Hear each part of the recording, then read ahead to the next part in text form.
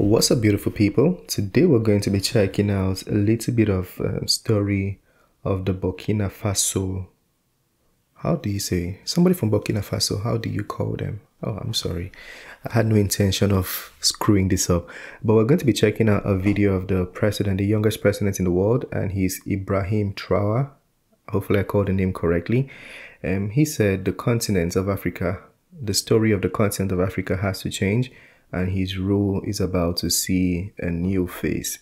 And this got me quite, should I say, curious to know what kind of person he is. I think he got in last year by means of coup d'etat, and I'm kind of curious to see what he's bringing to the table to make the African continent better. He seems to be a very powerful and authoritative leader. That's not necessarily a bad feature, that's a good thing. And today we're going to be learning more about him. So let's get to it. Burkina Faso's 35-year-old president Ibrahim Traore has set social media ablaze with his comments lamenting how Africa, despite all of its richness and natural resources, is still so poor that its leaders have to travel to the West to beg for aid. Right. He made these comments while attending the second edition of the just-ended Russia-Africa Summit in St. Petersburg, Russia, that took place from July 27th, July 28th, 2023. President Ibrahim Traore, who is Africa's youngest president, also stressed the need for African countries to forge new alliances moving forward to guarantee a brighter future for their people. Hello and welcome. This is Rain Smith, and you are watching the New Africa channel. Les questions que mes générations se posent sont les suivantes, si je peux me résumer. C'est de ne pas comprendre comment l'Afrique, avec tant de richesses sur notre sol, avec une nature généreuse, de l'eau, du soleil en abondance, l'Afrique est aujourd'hui le continent le plus pauvre. L'Afrique est un continent affamé. Et comment se fait-il que les chefs d'État traversent donc le monde à mendier? Voici des questions que nous nous posons et que nous n'avons pas de réponse jusque-là. Nous avons l'occasion de tisser de nouvelles relations. Et j'espère que ces relations puissent être les meilleures pour donner un meilleur avenir à nos peuples. Said to have been a shy but intelligent boy in school, Burkina Faso's Captain Ibrahim Traore is one of the most recent military commanders to capture power in a coup in one of France's former colonies in West Africa. Traore was part of the group of army officers that supported the January 2022 Burkina Faso coup d'etat and brought the patriotic movement for safeguard and restoration military junta to power. From March 2022, he served as the head of an artillery regiment in Kaya, the fifth largest city in Burkina Faso, lying northeast of Ouagadougou. However, he was catapulted onto the world stage. He doesn't wear suits, always in his military gear. It's like, don't play with me, I can turn up anytime. After overthrowing his ex-comrade Lieutenant Colonel Paul Henry Damiba on September 30th, 2022, accusing him of breaking his vow to put an end to the Islamist conflict that has plagued Burkina Faso since 2015. The 35-year-old captain was born in 1988, making him the youngest head of state in Africa.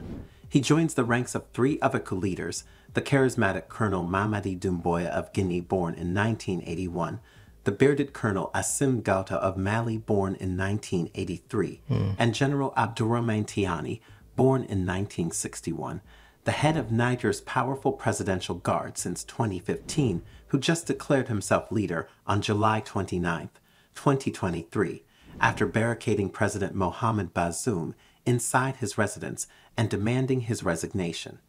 After successfully orchestrating his coup, Captain Traore reportedly told government officials, "I know I'm younger than most of you here. We didn't want what happened, but we didn't have a choice."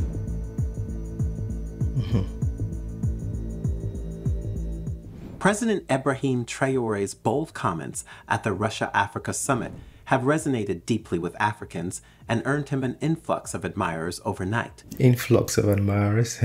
I like the fact that he's able to speak up. That, in fact, that he likes to speak up. I like that fact, you know.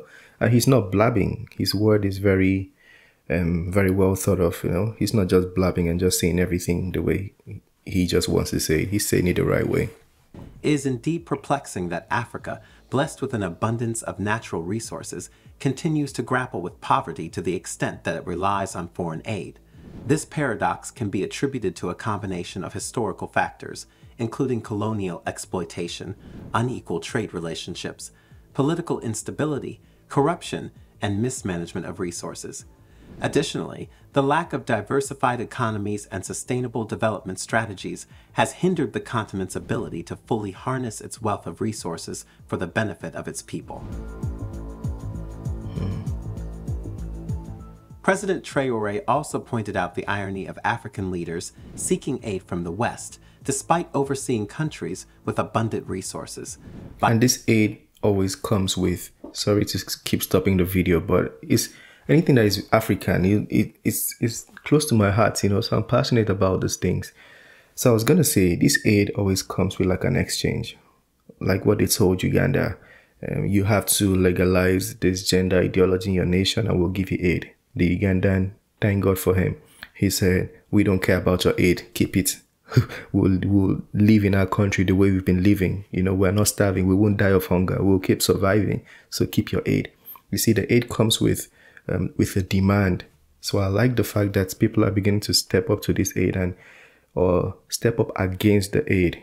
I like it. By voicing the frustrations and long-held questions of many Africans, Traore has emerged as a symbol of hope for change and a catalyst for challenging the status quo in Africa's leadership and economic landscape. As a young leader, Traore's advantage lies in his ability to connect with the aspirations of Africa's youth, who make up a significant portion of the continent's population.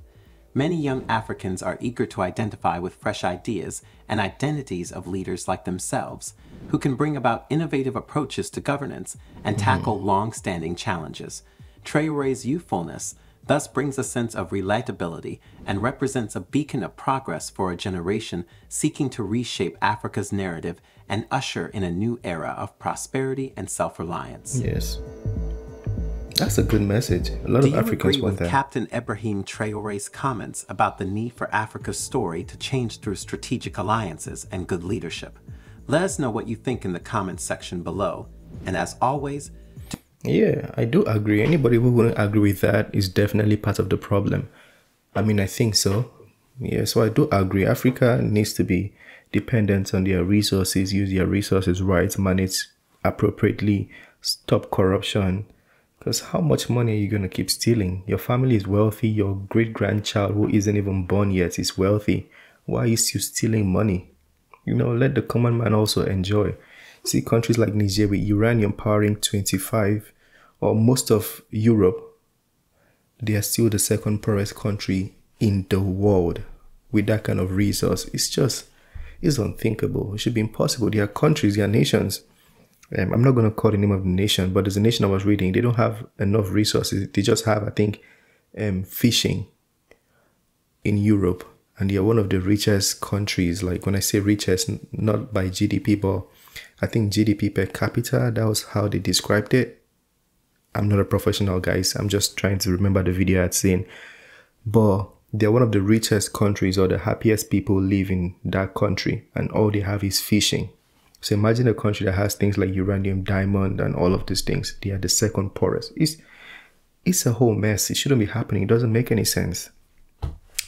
Anyways, let me know what you think about that. I'm sorry I stopped the video quite a lot on that one. It's just, I'm too passionate about Africa. It needs to change, you know. Maybe I should run for president sometime. I'm gonna have to. It's the end of this video. Smash the like button, subscribe if you're new to the channel, and I'll see you on the next one. Peace.